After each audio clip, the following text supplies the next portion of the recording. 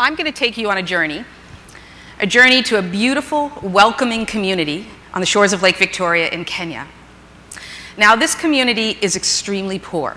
This is the typical kind of housing where most people live. There's no clean drinking water, there are no toilets, there's no electricity. I journeyed to this place to learn about the health and economic challenges and educational challenges of girls. One of the biggest educational challenges of girls is that they're missing. They're not in school. I remember talking to a superintendent of the school system once and asked him, why are 80% of the girls missing by 8th grade? And he looked at me and said, as soon as they get little titties, we marry them off. This is a community that marries girls off for a dowry, a return of a few cows. And so I talk to people, I listen a lot, and I remember asking someone about this, trying to get another opinion, and he said, oh yes, he pointed to girls like this, coming back from the lake after doing their chores, and he said, when things go bad, the first crop you harvest are the girls. So I had to learn a lot about this community, and one of the things I had to learn about was the central feature Lake Victoria plays. Now, the lake is a blessing and a curse in this community. It's a blessing because it's water. This is a place where it doesn't rain 9 months a year. If you want to drink, you want to go to the lake. If you bathe, if you want to wash anything, if you want to eat fish, which is free, you go to the lake. But it's also a curse because it helps spread HIV. And this is a community that has a 38% HIV infection rate. The way the lake helps spread HIV is through the fishermen. The fishermen travel around the lake and they have multiple sexual partners. And only the men can fish. So if women want fish, a valuable source of free protein, they have to trade sex for it. So the woman trades sex for the fish, and now she has fish and she can feed her children. Or she can take it down to the market and sell it and now get money. And she could buy shoes for her children, send her children to school, or buy medicine for malaria, which is very high in this area. So it's the only way women can get into the cash economy. Now, girls grow up watching their mothers or their aunts doing this, be involved in this sex for fish trade, and they want something different. They have ambitions, they want to get educations. Many of them want to be doctors or nurses and come back and help this community because they see the consequences of this HIV rate. So they want to go to school. There's a catch. To go to school, you need a sugar daddy because schools cost money. They're not free like they are in the United States. So if you are ambitious, you need a friend. I was living at this community one summer, and a girl slid a note under my door one night, and I opened it up in the morning, and it said, should I stop having sex with a man who's paying my school fees? I'm afraid of getting AIDS. And she's 14. What world do we live in where a 14-year-old girl has to make that choice? And she's not alone. We now know that half of all the 14-year-old girls in this community that are sexually active are having sex for money to go to school and do other things I'll tell you about. So she could, after school, walk around the hot equatorial sun, collect firewood, go down the market, and make about $1.25 selling her firewood. Or for 10 minutes of sex in the bushes, $3. $3 to you is a cup of coffee. $3 there is huge. The average income is $5 a week. So she can buy most of her essentials with this money. So these girls have big challenges. Just put it together for a minute. This is really simple. They're ambitious, they're smart, they want to be educated. Their choices are to stay home from school because their parents won't pay for them, or to have sex for money.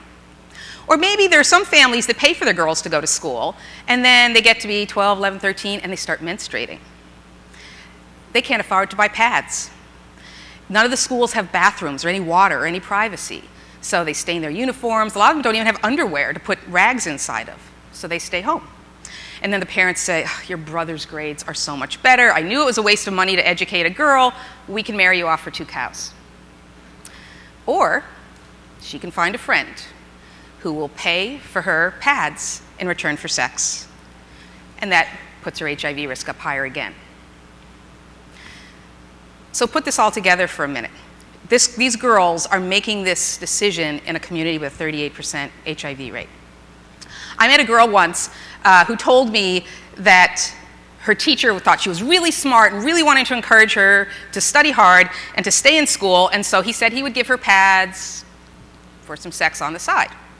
And when I met her, she was 6 months pregnant with his baby, and she looked down at her belly and she said, I guess I don't need pads for a while. So just put this together. Here's a girl. She wants to go to school to get out of poverty. It's really simple. Everyone in the world is saying this is the way. This is how development works. But she starts menstruating. She gets her period. There's no pads, no water, no bathroom. She stays home. Her grades go down. Her parents marry her off because she's a valuable commodity. They marry her off to an older man who can afford her, and her HIV risk goes up. Or she can have sex for $3 in the bushes, buy pads herself, go to school, but her HIV risk goes up. Because who has money? The fisherman. Or she can be entrepreneurial. We've met some amazing girls who will make their own homemade non-sanitary pads from newspapers, grass. The stuffing inside the chairs you're sitting in right now is really absorbent. Stuff it in some cotton between your legs. You can go to school. Problem is, non-sanitary products increase vaginal infections, makes your HIV risk go up 100-fold. Look at that main line and look where the traps are. I started this saying we're going on a journey, and you might have thought we're going to a journey to a new location. I wanted to take you on a journey to a new understanding, to what it means to be a girl that's trapped in a web where everything she wants to do to advance her life or her community leads to health issues. Have you made that journey? Are we there? Are we getting there? Okay. The good news is, if you break this web, if you educate a girl, you can change the world. You don't have to take my opinion for that. This is the most well-studied, founded, supported fact by every international development group. So educate a girl floats everyone's boats. If you care about child health, you educate a girl. You get higher birth weight, you get a birth spacing, you get higher vaccination rates. There's 4 million kids alive solely because we educated their moms. If you care about economic development and building stronger, wealthier communities, you educate a girl. Women invest more in their communities. You can measure GDP going up for every year of education a girl gets. If you want to bring down HIV risk, you educate a girl. Finishing high school, your risk goes down 50% over your lifetime. Nothing else does that. Any health or economic indicator you care about, you educate a girl. If you care about human rights, you educate a girl.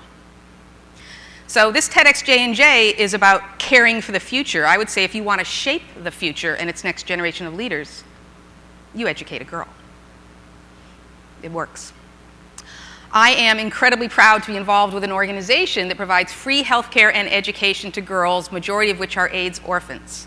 And we have shown that you make them healthy, you show them how they can learn, and you just basically unleash them, and they just fly.